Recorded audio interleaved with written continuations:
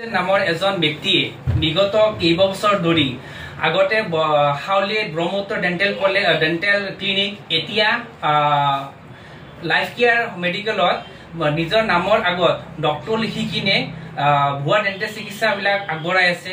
এই বিষয়ে আমি বিভাগীয় কৰ্তৃপক্ষ তথা প্ৰশাসনক অৱগত কৰাইছিলোঁ যদিও আজিলৈকে সেই মানুহজনক প্ৰয়াক্ত কৰিব পৰা নাই আৰু যিখন ক্লিনিকত প্ৰেক্টিছ কৰি আছে সেইখন ক্লিনিকো বন্ধ কৰিব পৰা নাই। আৰু আমি এই মানুহজনৰ যেতিয়া ইনভেষ্টিগেশ্যন কৰিলোঁ আমাৰ ইনষ্টিটিউচনৰ ফালৰ পৰা তেতিয়া গোটেইখিনি তথ্য আমাৰ হাতত আহি গৈছে যে মানুহজন টোটেলি ফ্ৰড হয়। মানুহজনে কৈছে যে তেখেতে কালকা ডেণ্টেল কলেজ ইউপিৰ পৰা পাছ আউট কৰিছে। যেতিয়া আমি ইউপি ডেণ্টেল কলেজত ইনভেষ্টিগেশ্যন কৰাইছোঁ, ইউপি ডেণ্টেল কলেজৰ পৰা আমাক এখন লেটাৰ দিছে যে মানুহজন টোটেলি ফ্ৰড হয়। তাৰ পিছত মানুহজন ইমান ফ্ৰড হয় যে মহাৰাষ্ট্ৰ ডেণ্টেল কাউন্সিলিং হয়, যিটো আমাৰ ষ্টেট ডেণ্টেল কাউন্সিল, সেনেকুৱা মহাৰাষ্ট্ৰ ডেণ্টেল কাউন্সিলিং হয়। সেই ডেণ্টেল কাউন্সিলিঙত যাই কিনে ভুৱা কৰি ৰেজিষ্টাৰটো এণ্টাৰ কৰিছে। যেতিয়া আমি নেটত চাওঁ যে মানুহজনৰ নামটো ৰেজিষ্ট্ৰেশ্যনত আহি আছে, তেতিয়া আমি মহাৰাষ্ট্ৰ ডেণ্টেল কাউন্সিলিঙত RTI মাৰিলোঁ আৰু সিহঁতক আমি আমাৰ ফালৰ পৰা লেটাৰ লিখিলোঁ যে আপোনালোকে এই মেটাৰটো আমাক এটা চলিউশ্যন দিব লাগে। তেতিয়া সিহঁতে কি ক'লে যে নাই, সি মানুহজনে ফ্ৰড কৰি কিনে ৰেজিষ্ট্ৰেশ্যনটো সোমাইছে আৰু মানুহজন টোটেলি ফ্ৰড হয়। আৰু সিহঁতে মহাৰাষ্ট্ৰ ডেণ্টেল কাউন্সিলিঙৰ পৰা অলৰেডি ৰেজিষ্টাৰ কৰিছে, FIR এখন জাৰি কৰিছে। কিন্তু দুৰ্ভাগ্যক্ৰমে এতিয়ালৈকে মানুহজনক এৰেষ্ট কৰিব পৰা নাই তথা ক্লিনিকখন চিল কৰা নাই। সেই মৰ্মে আজি আপোনালোকৰ ওচৰত আমি আহিছোঁ।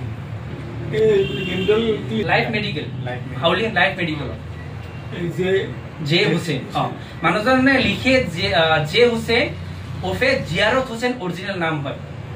আগতে লিখিছিলে যে DDS কলকাতা, এতিয়া লিখি আছে BDS UP আৰু ৰেজিষ্ট্ৰেশ্যন নাম্বাৰটো শ্ব' কৰি আছে মহাৰাষ্ট্ৰ ডেণ্টেল কাউন্সিলিঙত।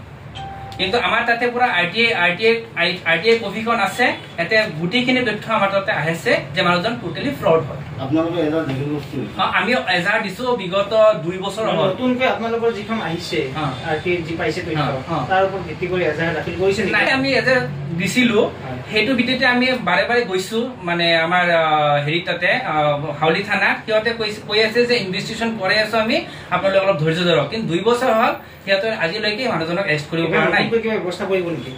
এতিয়া সিহঁতে আমাক আশা দিছে যে আৰু সিহঁতে ইনভেষ্টিগেশ্যন কৰা থাকিব। কিন্তু দুৰ্ভাগ্যক্ৰমে ক'ব লাগে যে যিখন মানে ইনভেষ্টিগেশ্যন আমি কৰাত 1 মাহ লাগিছে, আমাৰ 1 মাহৰ ভিতৰত গোটেইখিনি তথ্য আমাৰ হাতত আহি গৈছে। কিন্তু বিভাগীয় কৰ্তৃপক্ষ তথা প্ৰশাসনে আজি 2 বছৰ হৈ গ'ল সিহঁতক এৰেষ্ট কৰিব পৰা নাই। কাইলৈ যদি কিবা এটা অঘটন হৈ যায় তাৰ ৰেছপঞ্চিবিলিটি কোনে হ'ব? নিশ্চয় এইটো বিভাগীয় কৰ্তৃপক্ষ তথা প্ৰশাসন হ'ব লাগিব। তাৰ বাবে আমি আমাৰ বিভাগীয় কৰ্তৃপক্ষক আৰু বাৰম্বাৰ ৰিকুৱেষ্ট কৰিছোঁ এই বিষয়টো জৰুৰীকালীন হিচাপে লৈ মানুহজনক উচিত শাস্তি দিব লাগে আৰু জেলাত ভৰাব লাগে, যাতে নেক্সট টাইম কোনো এজন মানুহে এইবিলাক মানে অকৰ্ম কৰিব নোৱাৰে।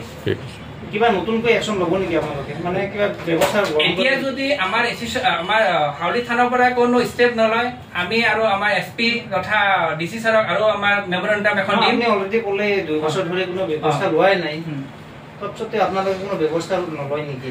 আমি ভাবিছোঁ যে আমি CM লৈকে এখন স্মাৰক পত্ৰ লিখিম এইটো বিষয় লৈ কিনে, সেইখিনি ভাবিছোঁ যদি ইয়াৰ পৰা কোনো ষ্টেপ নলয়। ন্যায়ালয়ত দ্বাৰস্থ নহয়, ন্যায়ালয়ত দ্বাৰস্থ নহয় নেকি?